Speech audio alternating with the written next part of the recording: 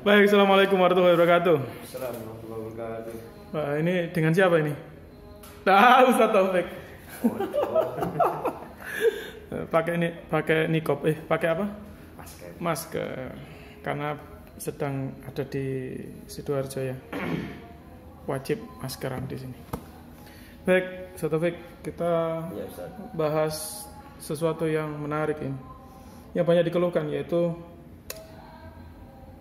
anak saya suka pemarah dan membantah omongan orang tua.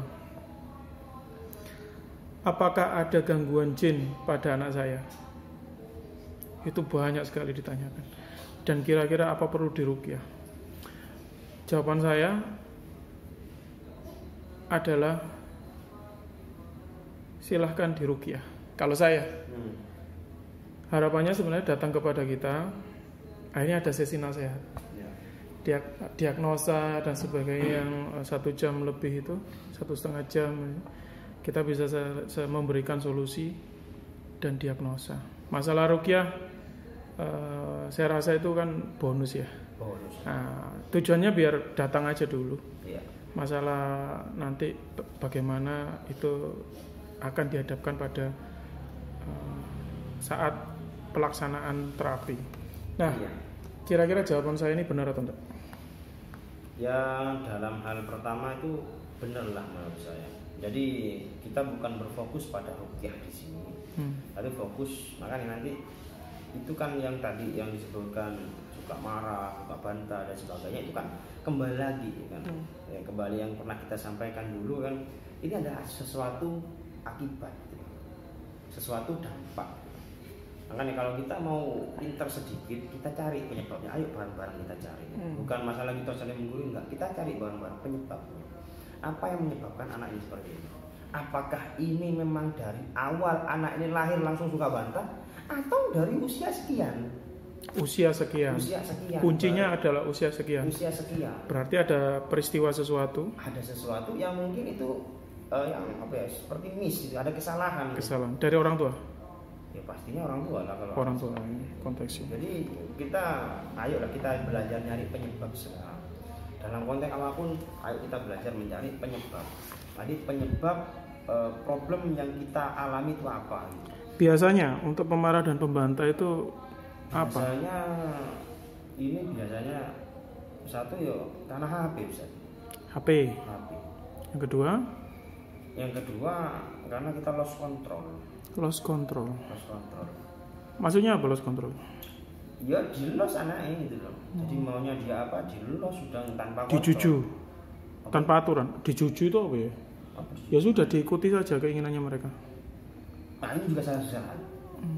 Jadi mereka minta apa dikasih aja. Iya salah. Bukankah itu sebagai wujud kasih sayangnya orang tua biasanya? Salah tadi. Karena misalkan ngapunten ya, orang tuanya adalah Mampu gitu. pekerja. Sabtu sampai Jumat mereka bekerja, tidak ada waktu sehingga sebagai bagian daripada pembayaran dosa. Bisa juga gitu. Akhirnya apapun yang diminta oleh anak itu, pokoknya menang turuti. kalau ada duit kasih. Nggak baik. Ya, baik. Nggak baik seperti itu. Hatta meskipun di situ ada yang namanya baby sister. Hatta itu meskipun ya. Ada baby sister. Ada babysitter. Ada baby sister. Ada yang maksudnya ada yang membarengi anak itu. Ini sama sekali tidak akan mendidik dan beda. Kasih sayang baby sister ini kan dengan orang tua ini beda. Karena babysitter merawat karena duit. Merawat karena dan feel nggak ada. Feelnya nggak ada. Nggak ada feel. Karena bukan anak sendiri. Bukan anak sendiri. Oh, Ya okay. memang dia SOP-nya begini. SOP-nya begitu. Iya, tapi secara feel nggak ada. Nggak ada. Beda itu. Padahal yang dibutuhkan anak itu apa? Feel-nya. Feel. Kasih sayang. Ini yang dibutuhkan. Anak itu rata-rata nakal, gak pernah bertemu dengan orang tuanya. Ketika orang tuanya datang pulang kerja kan, dia mau deketin anak ayahnya, dimarahin. Cek, Kamu pesen di tasku gitu. Ini salah. Iya, dia main dulu. Oh ya nak, sebentar nak ayah capek dulu. Bisa dengan bahasa santun. Dan ini bagus bagi mereka. Gitu. Mungkin karena perjalanan dari kantor ke rumah yang macet. Udah stres dhisik ya. Stres duluan. Atau malah permasalahan di kantor, di tempat kerja dibawa ke rumah. Salah. Jadi ini juga pesan ya bagi teman-teman semua, saudaraku seiman ya. Jadi saya dulu juga seorang karyawan, jangan pernah membawa problem di perusahaan, di kantor ke rumah sama. Kantor selesai sudah. Tapi sekarang kan eranya work from home. Eranya work from home. Iya, work from home. Berarti kan dia nggak ke kantor gitu. Kerjanya di rumah. Kerjanya di rumah udah. Berarti segala pekerjaan kantor dikerjain di rumah. Dikerjain di rumah, dan ini juga sama, ada batas waktu di sini. Ada batas waktu. Ada batasan. Jadi memahamkan kepada anak bahwa nak jam sekian sampai jam sekian bapak kerja, jangan diganggu. Betul. Nanti setelah jam kantor misalnya jam 4, jam 5, nah itu waktu buat kamu. Betul. Adik anak itu bagaikan kertas. Kalau saya bahasa, anak itu bagaikan kertas tulis. Kita mau apa gitu loh? Mau A, mau B, 1, 2, pemandangan, hewan dan sebagainya, tinggal kita yang bikin. Itu sungguhnya dasarnya anak seperti itu. Kalau kita mau ya udah, kita tinggal saya mau anak saya menjadi penghafal Al-Quran. Ayo mulai dari ini. Bimbing, ayo kita belajar ngapain? Anak belajar apa lagi? Belajar ngaji. Meskipun belum masuk ke ranah tahfiz Quran dan sebagainya dan seterusnya. Jadi kita edukasi dulu, nggak bisa kita langsung moro-moro dari kecil dibiangin, dibiarkan los, nanti umur 7 tahun dimasukkan tahfiz. Nggak bisa, nanti pasti ada fase drop di situ. Meskipun nanti dengan cara paksaan di situ nanti kan, cara paksaan versi sekolah itu gitu. Masih ingat tidak ada seorang wanita usia SMA, SMP atau SMA yang suruh mondok. Terus akhirnya seminggu atau 2 minggu dia stres, gila. Bahkan mau ketika dibawa ke kantor kita, tidak ada solusi orang tua, sehingga akhirnya waktu itu saya ikut turun. Saya bilang sabar dulu Tan, karena waktu itu mau dibawa ke rumah sakit jiwa. Ya mau berarti ya orang kan begitu. Jadi kalau orang tua bertemu dengan kasus anak itu maunya instan semua.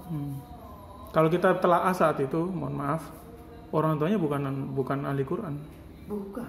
Tapi menginginkan anaknya menjadi ahli Quran. Iya. Dengan harapan anaknya nanti yang akan memberikan mahkota kepada orang tuanya. Betul. Di surga kelak. Pegang hadis itu boleh, nggak masalah. Tapi bagus sangat. Tapi paling tidak kita juga jegur sekalian sebenarnya. Iya, harusnya begitu. Jadinya seandainya menginginkan anak yang habis Quran, berarti ya kita juga harus jadi penghafal Al-Quran. Ya minimal kita juga belajar lah. Ikut kita nyemplung dalam apa yang bisa kita support bagi anak ini apa gitu loh. Seperti itu. Ayo kita support dia. Ini ada lagi. Adakah kasus ini pemikiran saya. Akhirnya ketika ada keluhan anaknya yang demikian, terus akhirnya ada kesimpulan, koyoke aku salah milih sekolahan. Pasangan. Saya salah milih suami, saya salah milih istri.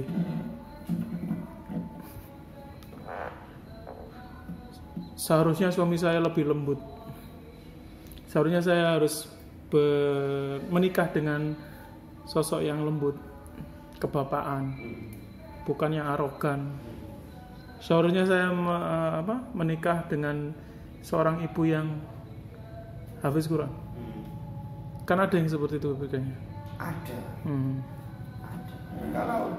Kalau saya sih cuman bisa senyum saja. Kenapa? Karena memang kalau kita mau bikin contoh, kita mau mau nyetak seorang anak gitu kan, ya memang dari ini ya harus sudah memilih bebek bobot dan bebek bobotnya gitu loh. Jadi kalau kita mau bikin contoh anak hafiz Al-Quran, ya gini nih, simpelnya ya, kita melihat orang lain yang rata-rata hafiz Al-Quran, itu anaknya pasti nurun gitu. Jadi kalau kita mau nyetak anak yang hafiz Al-Quran, ayo kita sendiri diawali sebelum nikah sesungguhnya. Nah, berarti milihnya sebelum nikah. Kalau sudah kadung. Yang benar ya. Ini yang berarti sebelum nikah kita milih. Kita jadi penghafal Al-Quran, kita memilih pasangan yang bisa hafal Al-Quran dan sebagainya. Tapi kalau udah terlanjur? Kalau udah terlanjur, ya udah terima. Jadi harus memperbaiki diri. Terima sih. Masih ada apa? Ini sudah pilihan. Iya. Salah diri. Salah sendiri milih yang seperti itu. Kalau gitu. Siap. Berarti jadi sesungguhnya yang benar ya kalau kita mau anak turun kita, generasi kita itu baik ya, maka kita harus perbaiki diri pertama. Dan nanti kita mencari pasangan yang baik. Dan pasangan yang baik ini akan datang pastinya. Karena ketika orang baik pasti akan dapat pasangan yang baik. Ini pasti sudah. Janji Allah dalam Al-Quran. Sudah jelas seperti itu. Berulang kali. Udah, makanya kita egois sekali, ngapunten saja. Jadi kita ngapunten, kita dalam ngapunten, kita pada waktu sesi kita remaja, dewasa, sampai kita menikah kita masih dalam penjahilan. Mohon maaf ya. Kita masih dalam penjahilan. Ngapunten, menikah pun itu harus kecelakaan di sini. Karena belum hijrah bahasanya mungkin. Ya, karena mungkin masih jahil. Hijrah masih jahil ya. Terus habis itu dia mungkin setelah punya anak satu, punya anak dua gitu kan. Baru hijrah. Baru sudah hijrah. Baru dapat hidayah. Terus habis itu, anak saya begini. Ini kembali lagi saya memang egois gitu. Jadi banyak yang begitu gitu. Pak, ayo Pak, coba jenengan kalau mau benerin anak coba benerin. Bisa jadi ya kan. Ngapunten ketika kita anak pertama kita masih jahil-jahilnya gitu. Kita mungkin masih nggak sholat, kita mungkin masih begini dan sebagainya. Dan itu terekam di memori anak. Itu menurun. Kalau karena kan apa yang dilakukan orang tua, kejahilan pasti menurun sifatnya. Secara genetik itu menurun.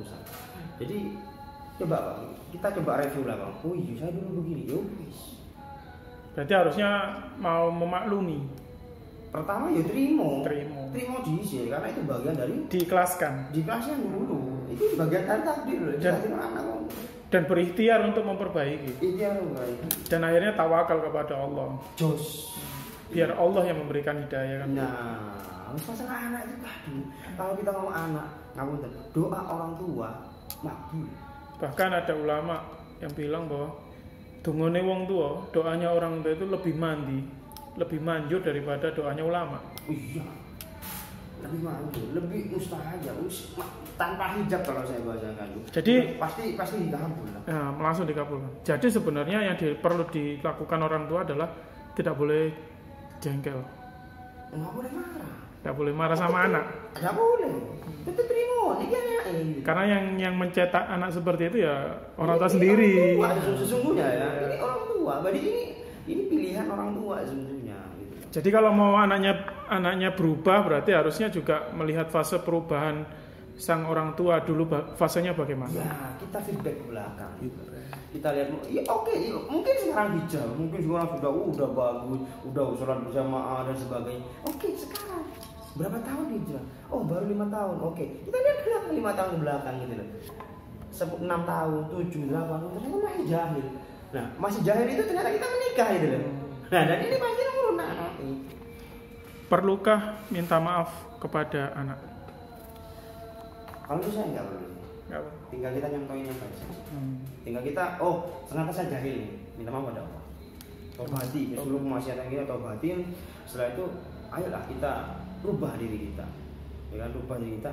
Nanti ini banyak terjadi misalnya. Jadi seiring membaiknya orang tua, ya ini bisa saya kesimpulan. Seiring membaiknya orang tua, seiring perbaikan dari orang tua, anak juga membaik. Otomatis dari keluhannya. Jadi tidak lagi menjadi pribadi yang pemarah dan pembantah. Ini Allah alam memang seperti ini rumusnya ya. Saya ngomong ini rumusnya. Jadi contoh anak yang suka bandel dan sebagainya begini begitu, oke, dengan keluhan berbagai keluhan orang tua, dan ketika cross check ke orang tua dan ternyata orang tua juga ada maksiat begitu kan, ada keburukan juga. Berarti bisa jadi yang dilakukan oleh anak itu adalah bentuk wujud protesnya kepada tindakan orang tua. Wujud protesnya orang tua, mungkin ini adalah selingkuh orang tuanya misalnya. Selingkuh, terus mungkin banyak genetik pasti menurun. Keburukan orang tua pasti menurun. Kan ada patah kan, buah jatuh tak jauh dari pohon. Pak, bapaknya rokok, anaknya rokok. Kebanyakan lah. Kebanyakan, enggak semua ya, kebanyakan. Contoh begitu, termasuk guru kencing berdiri, murid kencing berlari. Berarti kalau kita sebagai orang tua, sebagai layaknya guru, berarti ya anak akan berlaku semacam itu juga. Lebih parah bahkan bisa jadi. Bisa dalam konteks yang luar biasa. Jadi misalkan pemarah dan pembantai itu bukan hanya emosi ya, bisa jadi wujud protesnya ngedrag. Bisa, sangat bisa. Main narkoba. Lebih parah lagi. Bahkan ngapunten, Kak mulai. Akhirnya ngapunten, hamil di luar kandungan. Oh sudah. Jadi makanya kembali lagi saya sampaikan, jangan egois. Gak boleh egois. Jangan egois. Tidak boleh menyalahkan anak. Jangan 100% anak, jangan, kasihan anak. Anak itu udah sopo gitu. Contoh mengeluh dengan usia anak 10 tahun. Udah 10 tahun baru main sopo gitu. Ngumpul sama siapa? Orang tua. Sampai datang lagi, ujung Ustaz anak saya nakal begini. Bendina sama siapa? Berarti sebenarnya kita harus mendiagnosa mulai kapan anak itu melakukan wujud pemarah dan pembantai. Diagnosa penting sekali. Usia berapa? Tahun berapa? Ya kalau bisa dirincikan makanya diagnosa yang tepat. Saat itu ada kejadian apa? Betul sekali. Misalkan orang tuanya selingkuh, itu memori di otak itu. Dan ini ada ini bukan buat pelajaran. Iya. Ini pertama buat pelajaran saya. Jadi ini kita pernah kedatangan seorang anak usianya itu 18 mau ke 19. Iya. Jadi seorang anak wanita, dia itu kuliah di Malang, nggak perlu disebutkan. Jadi kuliah di Malang begitu, dan dia orang Bandung. Dia orang Bandung. Cewek. Akhwat. Pakai niko, jilbab. Datang pakai niko, luar biasa lah, masya Allah ya. Jadi datang begitu, oke. Dia datang begini, tanya begini. Datang begitu, ya. Kalau saya anak-anak segitu, kalau mau datang minta rukyah nih, kan pasti ada sesuatu. Kenapa minta rukyah mbaknya? Saya tanya kan, dari mana? Apa aktivitasnya? Ternyata masih kuliah kan, dari Bandung begini. Kenapa? Ada masalah apa? Ya. Karena kan rata-rata umum dia tak kasih lembaran, tulis saja coba keluarnya. Kebetulan dia datang berdua sama temannya. Laki-laki? Enggak, perempuan. Oh, sama perempuan. Jadi maunya dia biar nggak ketahuan keluhannya dia kepada temannya. Jadi saya udah nulis keluhan saya Ustaz di kertas. Oh boleh, saya ambil. Untuk baca. Saya baca. Banyak sekali. Sebanyak ini? Iya Ustaz pakai. Detail sekali. Ini kan ada dua orang, kita nggak bahas satu orang saja ya. Jadi detail sekali. Oke. Saya boleh tanya mbaknya gitu ya. Ya sekarang ini kan sudah saya terima nih keluhan mbaknya ya. Saya coba mau tanya satu hal sama mbaknya. Saya tulis juga Ustaz, karena biar nggak kerungu kan, biar nggak kedengaran sama temannya. Saya tulis begini. Pernahkah berzina? Ya kan? Satu pertanyaan. Oke. Dalam konteks zina satu pertanyaan, dan yang bawahnya lagi sudah berapa kali? Ya, ini cuman pasti ada, karena dengan maksiat ini sebanyak ini, ya, ini usia sudah tuh 18 mau ke 19, jadi baru lulus SMA dari Bandung kuliah ke Malang, kan? Jadi saya tanya begitu, pernah berzina dan sudah berapa kali berzina? Dua pertanyaan, konteksnya satu. Saya sodorkan ke beliau. Ketika dilihat, dia berkaca-kaca. Ini harus dijawab Ustaz. Iya. Jawabnya tulis saja, biar gak kedengaran. Terus jawabannya apa? Menurut antum, kira-kira saya bertanya sudah pernah berzina. Apa menurut antum jawabannya? Dengan profil pakaian yang demikian seharusnya enggak dong. Enggak dong, ya. Atau mungkin paling banter, mungkin pernah. Paling banter. Jawaban dia apa Ustaz? Sering. Subhanallah. Sering. Terus habis itu kan ada bawahnya tuh, sudah berapa kali? Saya mungkin bisa dihitung kan, mungkin 1, 2, 3 dan seterusnya. Apa dia? Saya lupa Ustaz. Saking sering, sumpah. Saking banyak. Saking sering. Itu saya merasa tertabuk. Itu dilakukan ketika beliau sebelum hijrah atau saat sudah berpakaian demikian? Dia nggak berhijrah, dia cuma karena datang mau rukyah dia pakai hijab. Aslinya enggak? Oh, berarti sebenarnya banyak yang datang itu. Banyak yang begitu. Wis kaum datang ngapunten bahkan sampai pakai ini kopi luar biasa Masya Allah. Jadi tapi ketika mau jujur nanti insya Allah ada solving problem, ada penyelesaian. Jadi sebenarnya pengakuan itu penting. Penting sekali. Jujur kepada perukyah adalah salah satu kesuksesan rukyah. Karena dengan pengakuan itu sebenarnya secara tidak langsung akan memisahkan menodong setannya yang selama ini membisiki atau mengajak untuk melakukan kemaksiatan itu. Iya, betul sekali. Kalau saya bahasakan, makin banyak menemukan kesalahan dalam diri kita, makin banyak menemukan kesalahan dalam diri kita, maka makin lemah setan itu. Tapi sebaliknya, makin tidak menemukan keburukan dalam diri kita, berarti sesungguhnya setan dalam diri masih kuat. Atau misalnya, ada yang ngomong ya sudah saya sudah bertobat ini. Artinya kan dia kan cuma dengan salahnya. Harusnya detail ya. Harusnya detail. Semakin detail maka semakin detail, semakin banyak saya begini itu makin lemah setan. Apalagi direnungkan dan ditaubati. Taubati sungguh-sungguh. Apalagi kuncinya biasanya kalau udah netes air mata itu selesai. Biasanya banyak jebolnya sudah. Karena orang yang tidak mengakui kesalahan itu ngapunten, versi saya itu masih ada kesombongan dalam dirinya. Jadi permasalahannya di ini. Iya. Di dada. Jadi sakit di dada. Sakit jadinya. Jadi itu kita lanjutkan ya, di kasus itu. Jadi anak ini ternyata sudah sering berzina, sudah berapa kali nggak tahu. Saking banyaknya. Oke. Saya tanya kepada beliau, kenapa ini terjadi? Langsung saya poin. Kenapa ini terjadi?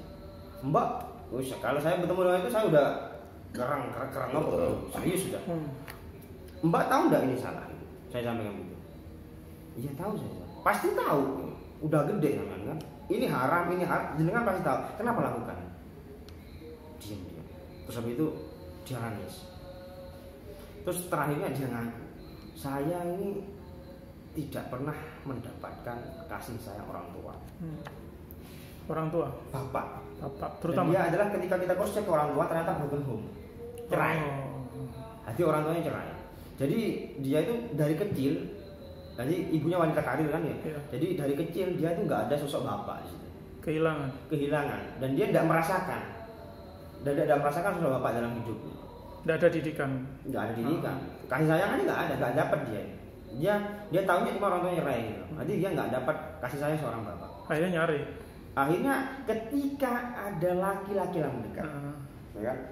Laki-laki mendekat pasti ada maunya, pasti luar biasa kasih sayangnya. Itu dia langsung lepek-lepek. Ketika seperti itu dia langsung lepek-lepek. Dan ngapunten, ya kalau bahasanya sudah, ya dengan cara itu laki-laki mengeksekusi apa yang dia mau. Dan dia langsung lepek-lepek gitu. Berzina. Ya. Atas nama kasih sayang. Dia merasakan nyaman karena ada laki-laki yang mendekat memberi kasih sayang, sedangkan dia membutuhkan kasih sayang orang tua. Padahal dimanfaatkan. Iya, dan itu nggak merasa. Yang penting dia nyaman aja. Dan ini kan kalau kita lihat kan feedback kan salah. Iya. Jadi intinya protes. Enggak ya? Enggak. Nyari kasih sayang. Ya. Jadi ini karena salahnya orang nggak ada kasih sayang orang tua. Kehilangan figur gitu. Jadi ketika ada laki-laki yang mendekat, dia merasa nyaman. Ya, akhirnya, boleh dituruti kan. Ini, senang banget. Akhirnya diminta udah coba. Bisa jadi akhirnya nanti begini, ketika dia tahu itu bahwa adalah perbuatan zina dan memang harusnya dihindarkan, dia bisa bilang kan, saya nggak pernah dididik begitu oleh orang tua saya. Bisa. Tapi dan ada hadisnya, kalau tahu, seandainya nanti seorang anak masuk ke neraka dan dia tidak terima dan menuntut Allah, saya berada di neraka ini karena orang tua saya tidak pernah mendidik dan mengajarkan saya tentang itu bisa diangkat sama Allah. Itu orang tua yang sudah nyaman di surga dibawa dicemplungin ke neraka, benar, jahanam bersama anak. Makanya hati-hati. Iya, jadi dari kesimpulan tadi Ya, dan itu berkelanjutan. Jadi laki-laki pertama, kedua, ketiga, dan rata-rata laki-laki kan ada mau, nggak semua, mayoritas. Syahwat. Ya, jadi ketika sudah ada maunya dengan wanita, dia kasih sayang dan sebagainya. Pasti begitu. Dan saya, waduh, saya terpukul pas itu karena anak saya sendiri yang pertama itu perempuan. Masuk, ini harus. Jangan sampai. Ya Allah, ya, tolong jaga anak saya. Saya. Terus akhirnya saat itu apa yang dilakukan? Saya rukyah. Ketika dirukyah reaksi? Muntah-muntah. Dahsyat. Itu karena dia sudah mau mengakui. Sudah mengakui kesalahan. Dahsyat, muntah-muntah. Selanjutnya merasa bagaimana? Merasa lebih baik. Lebih baik. Secara emosional. Lebih tenang, lebih nyaman. Dia, terima kasih, alhamdulillah, makasih Ustaz begini. Datang lagi? Enggak. Nah, karena biasanya ketika sudah merasa lebih baik, mereka tidak akan datang lagi. Iya betul. Yang aneh kan. Makanya kita itu kalau saya bahasakan ini jarang lah sampai datang berbolak-balik karena kita pasti edukasi. Edukasi. Jadi ketika orang datang lagi pasti keluarnya masih ada. Rata-rata begitu. Nggak tahu apakah itu nanti sharing via HP saja, kita nggak tahu. Cuman rata-rata ya umumnya begitu. Ada juga yang di admin Rahbati Malang itu dengan admin upload beberapa status dengan kurun waktu tertentu, ternyata ada yang mengakui bahwa dengan membaca status itu tiap hari dia berhijrah. Iya, kita nggak tahu. Kita nggak tahu. Nggak tahu. Kita cuma menyampaikan saja. Itu mutlak hidayah Allah. Iya. Kita nyampaikan, terima nggak ngurus ya. Yang penting kita nyampaikan ini loh kebaikan ini salah, ini kebaikan, ini salah, ini nyampaikan saja. Terima nggak urusan. Kira-kira solusi bagi untuk yang pemarah dan pembantah apa? Kalau anak itu masih bukan langsung dibacakan ayat ruqyah ya? Nggak bisa. Kalau anak itu masih kecil, coba muhasabah orang tuanya. Mungkin oke lah dalam konteks 10 sampai 20 tahun ke bawah. 10 tahun ke bawah. 100% orang tuanya muhasabah. Kalau 10 tahun ke bawah berarti harusnya orang tua yang bermasalah. Iya. Tapi kalau sudah ke atas, ya kan, coba diajak diskusi. Karena anak sudah mulai ngerti, paham. Oh ini salahnya. Coba diajak diskusi. Kenapa begini? Kenapa begini? Itu biasanya secara umum itu wujud protesnya dia kepada orang. Protes. Di atas 14 tahun? Di atas 14 tahun protes juga. Lebih keras. Lebih sekarang lagi. Lebih liar. Protes juga dan mungkin ya seperti ya protes rata-rata gitu. Pokok ketika anak itu sudah mengerti yang mana yang baik, yang mana yang salah, yang mana yang benar, yang mana salah, ini biasanya protes. Secara umum begitu. Mereka tahu apa yang dilakukan. Tahu. Tapi akhirnya melanggar itu karena wujud protes. Ya.